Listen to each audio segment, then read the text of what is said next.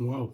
C'est la recette chaud-froid à reproduire à la maison. Et même si t'es pas le meilleur des cuistots, je suis sûr que tu vas y arriver. D'ailleurs, abonne-toi si c'est pas déjà fait et dis-moi si cette recette te donne envie. Pour commencer, on va faire des croûtons de pain. On badigeonne d'huile, sel, poivre. Moi, j'ai mis du sel fou et un peu d'ail en poudre. Et une fois que tout ça est fait, on le met dans le four qui a été préchauffé à 220 pendant environ 7 à 8 minutes et on vérifie de temps en temps et on remue. Pendant que les croûtons de pain sont dans le four, dans un autre plat, on va venir mettre du gros sel pour y déposer nos pommes de terre qu'on a lavées au préalable. Et pareil dans le four qui a été préchauffé et qui est déjà en route. Jusqu'à ce qu'elles soient cuites, moi j'ai dû les laisser environ 30 à 40 minutes je pense. En attendant, on va venir préparer notre poulet crispy. On le découpe en tranches. Une fois que les pommes de terre sont cuites, on les coupe en deux. Et on va venir les vider. Mais on en laisse un petit peu de la chair s'il vous plaît. Attention. Une fois qu'elles sont vidées, comme vous pouvez le voir, on va les mettre à frire dans de l'huile bien chaude. Très important. Et pendant qu'elles sont en train de frire, on va faire encore autre chose. On va préparer notre salade. Et la sucrine qu'on découpe